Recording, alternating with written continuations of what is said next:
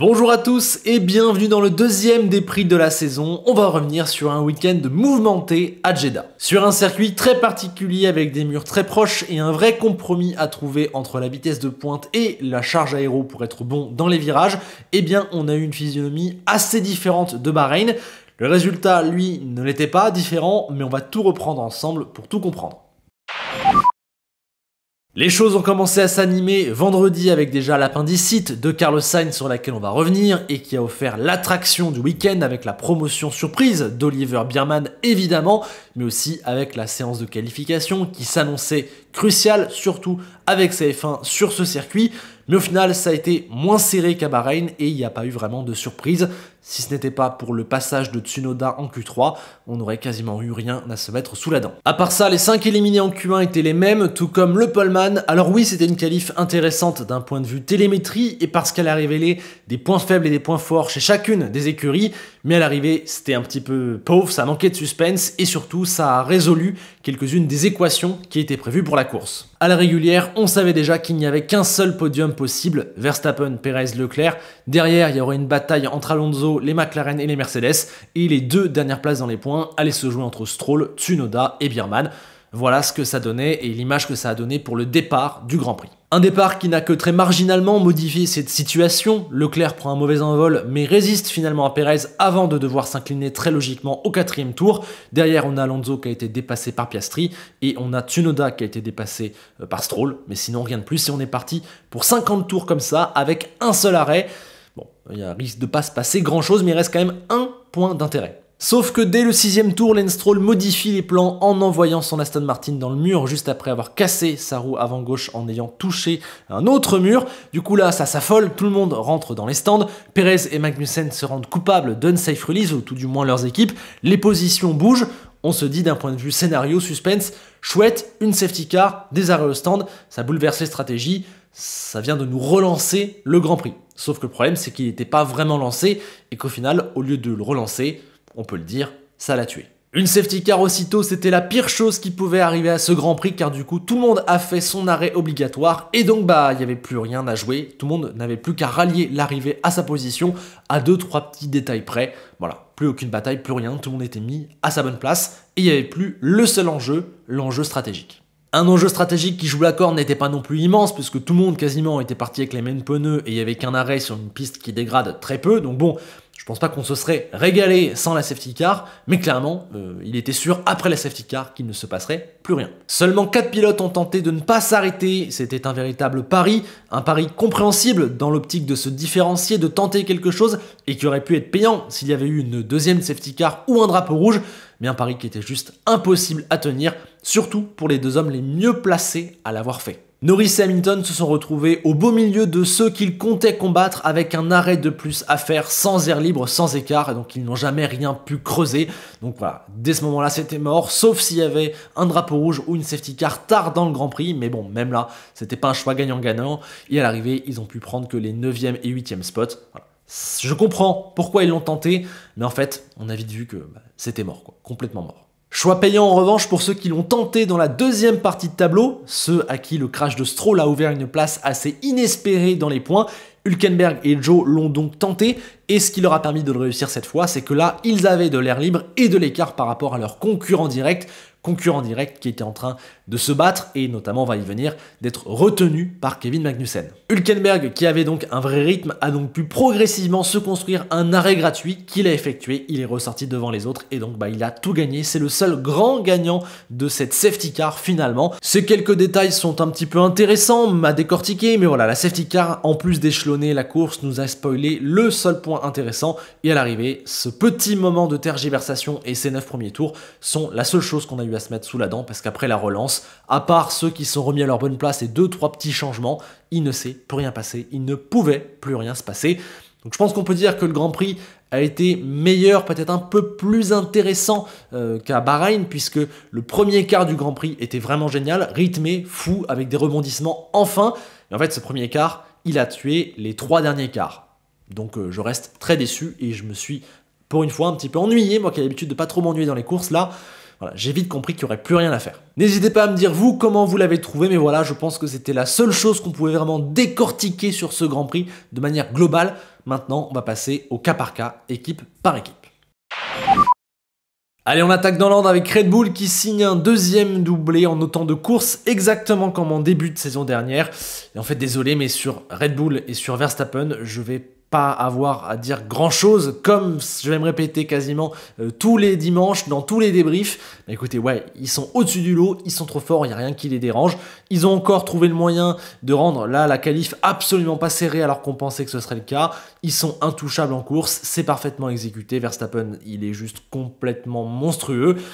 Mais voilà, je n'ai pour l'instant rien à ajouter de dimanche en dimanche. Le plus intéressant à décortiquer là-dedans, c'est Pérez qui est pour l'instant là où on l'attend. En qualif, il a pris 3 dixièmes et demi, c'est un écart qui est plutôt convenable par rapport à la situation dans laquelle il se trouve.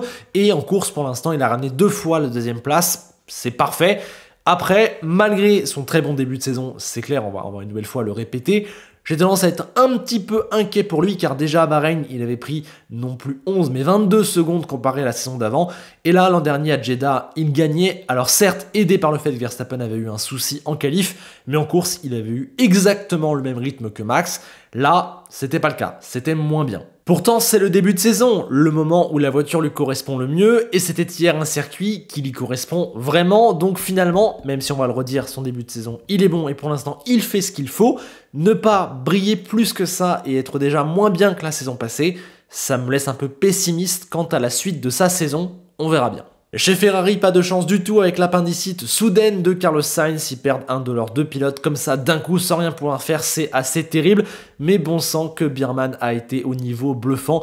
Vous le savez, je vous en parle depuis un moment, c'est mon chouchou dans les catégories juniors. Je suis certain qu'il a un avenir en Formule 1, mais je m'attendais pas à ce qu'il soit capable de faire ça, comme ça. Vu que ni Giovinazzi ni Schwartzman, les 2 autres pilotes de réserve n'étaient là, eh bien on lui a donné une opportunité incroyable, un rêve, mais c'était aussi un cadeau empoisonné pour 2 raisons.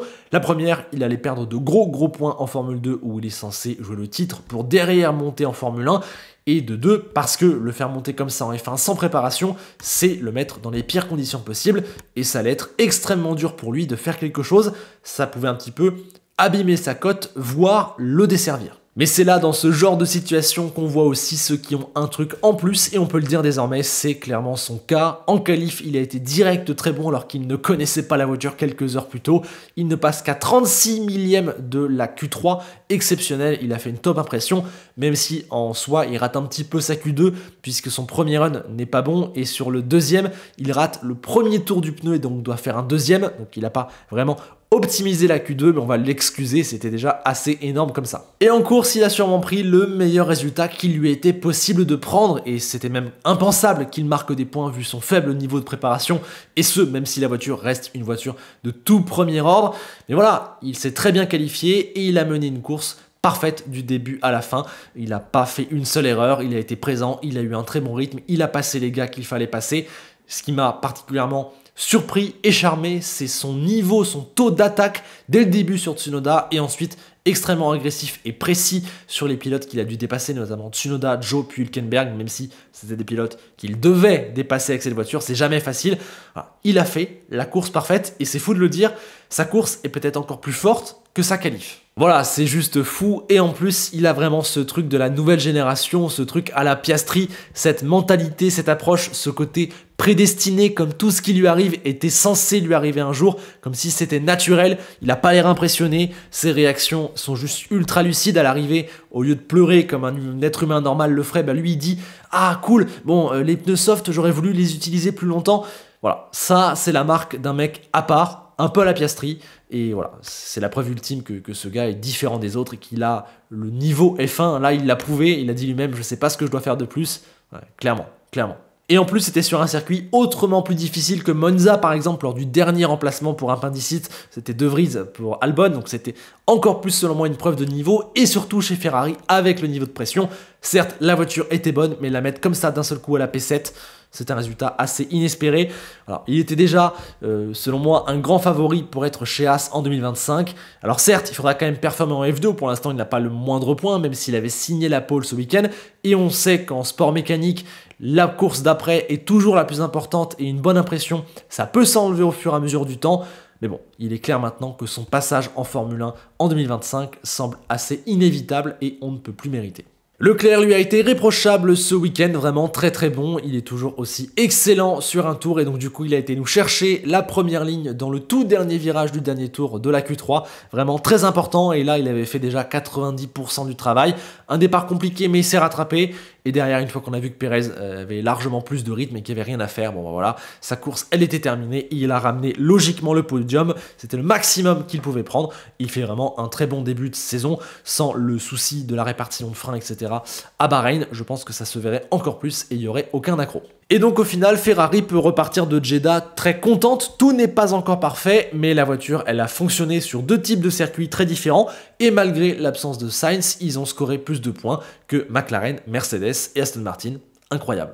McLaren, Mercedes et Aston Martin, trois équipes, trois adversaires directs sur laquelle Ferrari a pour l'instant l'avantage, que ce soit sur le rythme sur un tour, sur le rythme de course, sur la compréhension et le réglage de la voiture, et puis sur l'exécution.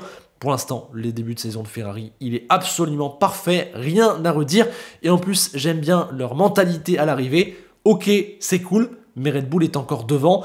Il n'oublie pas qu'il reste encore 22 Grands Prix, donc rien n'est gagné face à personne. Et l'objectif final à terme, c'est d'être champion un jour. Donc ils ne sont absolument pas arrivés très loin de là.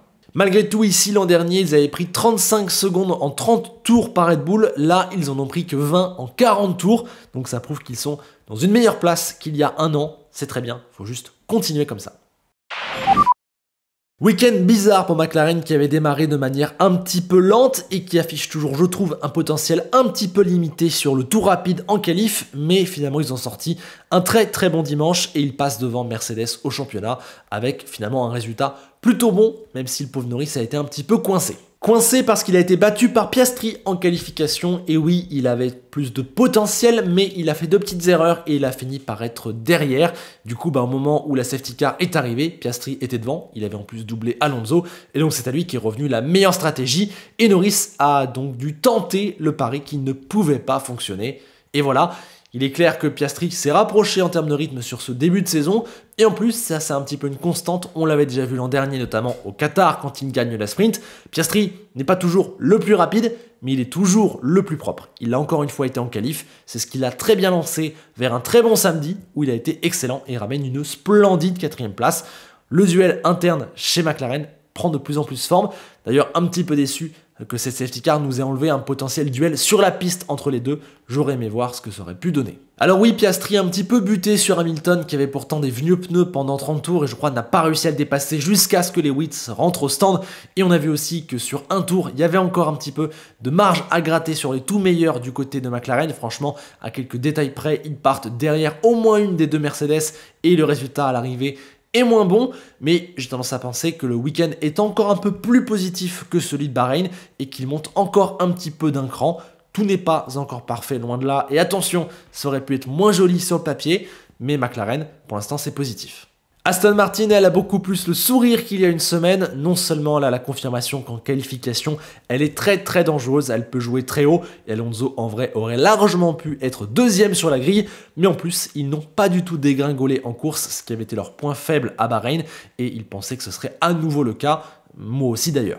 Bon, ils ont été aidés par la faible dégradation du circuit, le fait qu'il n'y avait qu'un arrêt et que tout le monde l'a fait en même temps sous la safety car, et le fait que voilà, la track position était sûrement la chose la plus importante dans le Grand Prix hier, donc c'est peut-être pas extrêmement représentatif et je suis pas certain qu'ils aient fait un énorme step, d'autant plus que c'est un petit peu ceux qui sont derrière eux qui se sont foirés sur la strat ou sur la qualif, mais c'est mieux pour Aston Martin qui, contrairement à la semaine dernière, n'est pas 5e force esselée, qui ne peut pas se battre, obligé de prendre la 9e place au mieux. Là, il y a un beau résultat comptable et plus d'espoir pour la suite. C'est la voie qu'ils doivent prendre s'ils veulent espérer vivre une bonne saison, avec encore une fois un Alonso qui était absolument parfait.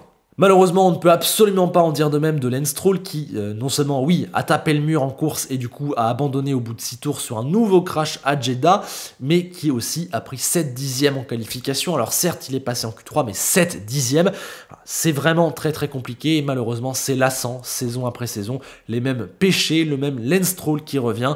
Et l'an dernier, on a déjà dit plusieurs fois, il a coûté la 4e place au constructeur. Cette saison, il va encore coûter énormément de points, il en a déjà coûté énormément, je pense. Surtout dans une lutte aussi serrée entre les meilleures équipes, finalement, avoir Lance Stroll dans le duo de pilotes, c'est avoir un frein. Clairement, c'est le moins bon duo des équipes de tête parce que Lance, vraiment, déséquilibre la balance. Aïe aïe aïe maintenant, dur week-end pour Mercedes qui était en retrait. Alors je vais y venir, je trouve qu'il y a quelques petits détails qui ont noirci leur résultat final et qu'à l'arrivée, ce n'est vraiment pas si alarmant que ça, mais c'était dur et surtout ce qui a fait mal et ce qui a même un peu inquiété, c'est que sur ce circuit de Jeddah très particulier, la W15 a retrouvé les défauts que la W13 et la W14 avant elle avaient eu, à commencer par du rebond et une énorme instabilité du train arrière. C'est un petit peu comme si les démons du passé étaient revenus chez Mercedes et ouais, personne ne cachait leur déception parce que ouais, il y a quelque chose qu'ils n'ont pas totalement réglé. Ils pensaient que c'était le cas avec cette nouvelle voiture. Eh bien non, voilà, on le voit depuis plusieurs saisons, dès qu'il y a un circuit où l'arrière compte énormément, ils sont dans le mal, et en particulier Lewis Hamilton qui est un pilote qui a besoin d'avoir un arrière très réglé pour exceller à son plus haut niveau. Malgré tout, franchement, je dirais que ça va. Alors comptablement, c'est pas une bonne opération et oui, il y a encore plein de choses à régler. C'est clair qu'ils sont pas du tout là où ils voudraient être, etc., etc. Évidemment. Mais bon, Lewis Hamilton, il a été coincé dans la mauvaise stratégie, donc son résultat, il pouvait pas faire grand-chose. Et surtout, George Russell, il avait moyen de partir beaucoup plus haut, ce qui aurait pu changer la face du résultat et donc de l'analyse du côté de Mercedes. Parce que oui, George Russell en qualif, il a 3 dixièmes d'avance au virage 9 et puis il fait une erreur. Autrement dit, lui aussi, comme Alonso, comme Leclerc, il aurait pu être deuxième, voilà, au moins sur la deuxième ligne. Il y aurait eu un meilleur résultat pour Mercedes puisqu'il serait parti devant les McLaren et aurait sûrement terminé 4 ou 5e. Donc doucement sur les analyses complètement alarmistes du côté de Mercedes, même si je vous rejoins, il y a des choses qui ne sont pas réjouissantes dans le comportement de la W15. Ce qui n'est pas réjouissant aussi, c'est le début de saison de Lewis Hamilton pour l'instant qui n'y est pas du tout. Vraiment en qualif, il a pris une grosse claque. Heureusement pour lui que Russell a loupé son dernier tour et pourtant il était quand même derrière de plus d'un dixième. Il a encore une fois aussi changé de setup un peu au dernier moment et ça n'a pas payé. On l'a souvent vu faire ça ces dernières années sur une Mercedes que personne n'arrive vraiment bien à comprendre dans l'écurie. Donc ouais, compliqué. Et on l'a dit, quand le train arrière n'est pas totalement réglé, il a tendance à être un peu plus en difficulté. Pour l'instant, il n'y est pas vraiment, il est dominé en tout cas par Russell. On verra si ça dure. Je prépare un truc sur ce sujet, mais pas que, pour une vidéo dans la semaine. On s'en reparle. Pour ce qui est à présent des 5 autres équipes de ce championnat, la situation est on ne peut plus claire. C'est extrêmement serré entre elles déjà, mais même si une surprise peut se produire avec un passage furtif en Q3, il est clair lors de la course qu'aucune de ces 5 équipes ne peut viser à la régulière les points. Les 10 places sont réservées par les top teams. Il va donc falloir faire la différence dans ce petit groupe et prier pour que des opportunités s'ouvrent et que ce jour-là, l'équipe qui est la mieux placée puisse aller la saisir. C'est exactement ce qui s'est passé lorsque Lance Stroll s'est crashé. Tout le monde a compris qu'il y avait désormais un point à la clé, le premier pour ce groupe d'équipes-là. Et en vrai, je pense que vu la physionomie de la saison pour l'instant, un point pour ces équipes, pour certaines, ça va représenter peut-être 10%, 25% de leur total en fin d'année. Donc c'est déjà crucial en fait. Et ce point, il est logiquement revenu à Haas, même si la qualif ne s'était pas bien passée avec la coupure du système d'essence de Nico Hülkenberg en Q2, éliminé à la 15e place. Et bien la course a été mieux, parce que du coup, vu qu'il partait loin et qu'il avait le meilleur rythme des deux Haas, ça tombait bien. Du coup, il a été en stratégie décalée, et avec ce fameux air libre, il a pu dépasser pas mal de ses concurrents, aidé notamment en cela par le blocus fait par Kevin Magnussen, qui avait moins de rythme et qui a usé parfois de tactique un petit peu à la limite. Il pousse Albon contre le mur, il dépasse Tsunoda hors de la piste, et voilà, il a pris des pénalités, mais finalement, ce qui comptait pour Haas, c'est qu'il reste devant avec sa vitesse de pointe, que personne ne le passe, et donc Hülkenberg se construise le gap. Je note quand même que sur l'action avec Albon, une bonne partie de la responsabilité est quand même imputée au mur qui se referme sur la piste, un design assez débile que malheureusement on voit de plus en plus aujourd'hui, et notamment pas mal de fois à l'intérieur ou à l'extérieur sur cette piste de Jeddah. Malgré tout, Magnussen, il a quand même un petit peu abusé, il a aussi montré quelques-unes de ses limites. Ça va, en qualification, il était dans le temps d'Hülkenberg en Q1, et ça a été un petit peu mieux que d'habitude, et on peut pas comparer puisque Hülkenberg était sur stratégie décalée, mais quand même on sent que c'est difficile. En plus, il a eu le malheur de voir que Lieberman a fait des folies, alors que c'est son concurrent principal pour sa place en 2025 chez Haas, je pense. Bon voilà, heureusement on va dire, le jour où Haas score des points décisifs, lui il est décisif puisqu'il a fait ce blocus, mais c'est un petit peu au rabais, et on sent que Magnussen, ouais, il galère, face à Hülkenberg, il galère clairement. En tout cas, c'est génial et c'est mérité pour As ce point parce que ça concrétise un excellent début de saison. Ils sont la 6ème force, il n'y a pour l'instant pas photo et il fallait le voir au classement. Un point, c'est beaucoup pour toutes ces équipes et on sait qu'au fur et à mesure de la saison, As a tendance à reculer, donc fallait le prendre maintenant. Bien joué d'avoir différencié les stratégies, toutes les écuries ne l'ont pas fait, il n'y en a d'ailleurs que 4 sur 10. Eux, ils l'ont fait, ça a payé, bravo. Malheureusement, il y a 4 équipes qui restent à 0 points, qui n'ont pas profité de l'occasion, à commencer par Racing Bulls, qui est vraiment la déception de ce début de saison niveau équipe. En qualif, c'était top, un très bon Tsunoda sur la lancée du début de week-end à Bahreïn, réussit à passer en Q3, mais en course, c'est juste complètement catastrophique. Yuki, il est 9ème après le crash de Stroll, mais à la relance, il va se faire passer par Biermann, puis par Magnussen, par Albon et même par Ocon, alors que l'Alpine, on va y venir, c'est vraiment difficile. Il y a aussi Hülkenberg qui passe devant au coup stratégique, et à l'arrivée, ils sont nulle part. Les deux voitures à un tour, c'est une catastrophe. Racing Bulls n'y est pas du tout, et en course, c'est un truc qu'ils n'ont pas capté. Pour couronner le tout, il y a un Daniel Ricciardo qui est vraiment en grosse difficulté, notamment en qualification où il a pris un bel écart. C'était un petit peu mieux en course où il y a un arrêt un peu lent qui l'aide pas et où il est longtemps coincé derrière Bottas. Mais concrètement, Daniel Ricciardo, pour l'instant, ça y est, pas du tout. Et c'est toute l'écurie Racing Bulls qui démarre la saison du très très mauvais pied. Ouais, c'est un vrai flop. Heureusement que Tsunoda vient mettre quelques bonnes performances un petit peu là-dedans pour relever le tout, mais ça ne suffit pas et la voiture pour l'instant n'est pas capable de marquer des points. Et en plus, ils ont découvert quelques petits soucis, notamment sur la voiture, je crois, de Ricciardo. Preuve que pour l'instant, il n'y a rien qui marche vraiment complètement dans cette équipe. Dommage parce que là, pour une fois, pour la première fois de la saison, il y avait un passage en Q3 et il y avait donc de l'espoir, mais la course, catastrophe. Chez Williams, maintenant, on continue d'être un petit peu pris de court par une voiture qu'ils n'ont pas encore totalement saisie, qu'ils ont du mal à appréhender, mais c'était mieux puisqu'on voit qu'Albon est désormais totalement capable de se battre pour la place de meilleur des autres, qu'Albon est sur la lancée de la saison dernière, c'est vraiment un excellent pilote qui confirme. Vendredi comme samedi, il a été dans le mix pour la P12, la P13, ce genre de position, mais il en a manqué un petit peu, et là pour le coup, à la stratégie, Hülkenberg est passé devant et le blocus Magnussen a vraiment fait effet et a même complètement coincé Alexander. Pour l'instant, c'est quand même dur d'émerger au global pour Williams, on sent que la voiture elle est pas facile, elle a l'air d'avoir des points forts et des points faibles inversés par rapport à ceux de la saison dernière. On verra, il y a encore de l'optimisation à faire.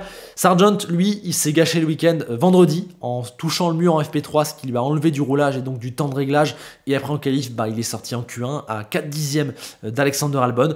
Donc voilà, dommage, il partait trop loin parce que samedi, il était dans le wagon de tout le monde et il a suivi plus ou moins proche le groupe Magnussen, Albon, Tsunoda, Ocon. Donc voilà, c'était mieux samedi, mais week-end pas du tout optimisé. Concernant Sauber, je reste encore une fois plus que perplexe, encore une double élimination en Q1, notamment à cause de Joe qui s'est crashé en FP3 et n'a donc pas pu couvrir de tour en Q1. Et encore une fois, un énorme problème au stand, ils ont complètement tout gâché. Et je crois aussi que Bottas a dû faire 2 arrêts dans la course, qui est quasiment le seul pilote, voire même le seul à l'avoir fait. Bref, rien n'a marché. On sent que la stratégie de décalé de Joe, elle aurait pu marcher parce que dans l'air libre, cette voiture, elle a plus de potentiel et elle aurait pu faire une différence sur les autres. Mais quand même, c'est un cran en dessous de Haas. Je pense même que c'est peut-être un cran en dessous de Williams, peut-être d'Alpine, de Racing Bull. Voilà, c'est vraiment une peine à émerger. Et il y a des gros soucis, des gros pépins techniques qui gâchent vraiment le tout. Combiné aussi à un Bottas que j'ai encore une fois trouvé un petit peu en dessous. Devant en qualif est peut-être un petit peu malchanceux, mais son rythme de course m'a vraiment laissé un petit peu à désirer. Voilà. Pour l'instant, tout ça empêche la moindre petite issue positive un week-end. Quant à Alpine, on a vu du mieux, un peu. Non seulement ils sont remontés d'une ligne en qualification, mais en plus en course, on a vu Ocon se battre avec tout le wagon des Magnussen, des Albon, etc. Ce qu'on n'avait pas du tout vu de la part d'une Alpine à Bahreïn. Malgré tout, à nuancer, je pense que c'est vraiment parce que Magnussen faisait bouchon. Donc à un moment donné, Ocon, il a réussi à s'insérer. Malheureusement pour lui, ça a duré quelques petits tours. Il a doublé de Tsunoda et après, il a dégringolé. Albon l'a repassé, il n'a jamais réussi à passer Magnussen. Et à l'arrivée, il termine quand même un petit peu loin. Donc ouais, un peu dur. Et puis voilà, l'abandon de Pierre Gasly dans le premier tour sur un souci de boîte de vitesse qui était coincé dès le tour de formation. Ça, c'est évidemment un énorme point noir. Et voilà, on va se répéter encore une fois, là, la période, elle est morose pour les deux pilotes français et même pour tout le clan français. Sans évolution, pour l'instant, il ne peut rien se passer. Il ne peut pas y avoir de miracle du jour au lendemain, donc on n'attendait pas beaucoup, et j'en attends toujours pas beaucoup, jusqu'au premier package qui arrivera peut-être, je pense, à Imola. C'est peut-être la date la plus probable. On voit aussi que 3 membres de l'équipe sont partis avant Jeddah et qu'une restructuration interne a été annoncée. Bon voilà, en attendant, il faut faire du mieux possible, il faut s'accrocher aux branches, mais voilà, je donne un premier rendez-vous sûrement à Imola, et encore, ce sera un petit peu tôt pour vraiment avoir fait évoluer profondément les choses. Allez, je passe aux notes. Je vous rappelle que cette année, elles sont désormais sur 10 avec un barème plus précis. Allez voir la dernière vidéo si vous le souhaitez. Je ne les commence pas toutes parce que la vidéo est assez longue et car j'ai déjà parlé de chaque pilote individuellement. Je pense qu'il n'y a pas de notes vraiment choquantes. Si vous avez des questions, n'hésitez pas à les poser en commentaire sur chaque pilote. Voilà, vous notez le carton notamment de Lance Stroll, Ricciardo qui vraiment me déçoit, Hamilton qui pour l'instant n'y est pas vraiment. Bref, regardez tout ça, posez vos questions, votez aussi dans le Google Doc, il y a également les notes des équipes et prenez bien en compte que je note tout le week-end, hein. Bon évidemment une séance d'essai libre compte moins que la course, mais c'est une construction d'un week-end pour les pilotes, surtout sur un week-end où il a été aussi primordial de bien se qualifier et où la stratégie n'a été quasiment inexistante. Donc voilà les notes, rendez-vous en commentaire et en description pour en discuter évidemment comme d'habitude. Avant de vous quitter, une fois n'est pas coutume, un double bonus. D'abord, on va parler Formule 2 qui ne cesse de me décevoir entre des soucis de fiabilité monstrueux. Parlez-en à notre pauvre Isaac Hadjar qui n'a juste pas le droit de terminer une course. C'est fou, la malchance qu'il a déjà dans cette saison. Il n'est pas le seul, Martin Soucy en a pas mal. Il y a aussi beaucoup de disqualifications pour des questions techniques qui rendent les résultats des courses et des qualifs absolument illisibles et qui les changent des heures après. Il y a des résultats qui n'ont vraiment pas de sens. Amaury Cordel qui a failli faire un podium, ça ne représente pas du tout le niveau réel des pilotes de ce championnat. Il y a la grille inversée, il y a le bazar général, on ne comprend plus qui est vraiment à quelle place dans la hiérarchie. Pour l'instant, ce championnat 2024 n'a absolument aucune tenue. En plus, certaines équipes galèrent et du coup leurs pilotes sont pas là où ils devraient être. Bonjour ART. Donc le classement par points, il a aucun sens. Et la saison du siècle, telle que ça devait être le cas, pour l'instant, je le dis, c'est un flop, un énorme flop. Alors si Mechachrome pouvait fournir des moteurs qui arrivent à finir les courses et si les choses pouvaient un peu devenir un peu lisibles, ce serait cool. Parce que pour l'instant, à part Maloney qui vraiment est excellent, est un leader mérité, et deux rookies qui vraiment sortent du lot, bah le reste, les résultats n'ont qu'une valeur très très limitée. L'autre bonus, c'est le début de la F1 Academy que j'ai trouvé vraiment cool ce week-end. Déjà, ça pimente un peu les week-ends, ça apporte autre chose et j'ai trouvé que l'effort de mise en avant, de mise en scène, de professionnalisation fonctionnait vraiment. Et l'objectif, voilà, de faire connaître cette discipline et ses pilotes, il est vraiment quasiment déjà réussi. Alors oui, je dirais que la moitié ou le dernier tiers du peloton a quand même un niveau très très limité, mais ça me surprend pas parce qu'il faudra du temps pour qu'on ait un niveau vraiment resserré, compact, c'est normal. Ce genre de choses, de développement, de pilotes, de génération, ça prend du temps, ça prend justement des générations. Et puis finalement, quand on regarde les autres Formule 4, eh ben, il arrive aussi d'avoir des niveaux éclatés entre les meilleurs et les derniers. Donc franchement, je trouve que la F1 Academy, pour un niveau F4, ne déroge pas vraiment à la règle et ne fait certainement pas tâche. Côté pilote, comme on pouvait s'y attendre, Dorian Pain est pour l'instant la plus forte, je dirais assez largement sur un tour. C'est clairement moins le cas en course où la très bonne pilote alpine Abby Pulling l'a tenue, elle a terminé à moins de 2 secondes à chaque fois. Et Abby Pulling, voilà, faut vraiment la noter, elle est là. Pour l'instant, Maya Wog, elle est un petit peu en retrait, c'est la 3e meilleure. Et derrière, je le distinguerai Bustamante, même si elle déçoit un peu, peut-être que certains l'attendaient aux avant-postes, et Chloé Chambers, soutenue par As, que je connaissais pas et qui m'a fait une forte impression. Lola Lovinfos, elle a clairement les moyens d'être la 4e meilleure pilote de ce plateau, peut-être à la lutte avec Bustamante et encore, sauf que voilà, elle a fait une énorme erreur lors de la première course, et elle a vécu la situation inverse lors de la deuxième, et en se relançant, elle a refait une énorme erreur. Donc pour l'instant, en termes d'exécution, c'est aussi le cas en qualif, elle y est pas, mais voilà, il faut exécuter. Lola, je pense qu'elle a moyen d'être bien placée dans ce championnat, mais pour l'instant, c'était un week-end raté, du moins comptablement, et dans la finition, clairement. Enfin, beaucoup ont hurlé pour les 20 secondes de pénalité infligées après la course à Dorian Pain parce qu'elle a continué la course après le drapeau à damier. Et du coup, elle perd la victoire, elle passe 10e et elle n'est plus leader au championnat. Bah ouais, mais pour moi, c'est juste une décision on ne peut plus logique de la part de la direction de course. Problème de radio ou pas, est-ce qu'elle en avait vraiment un ?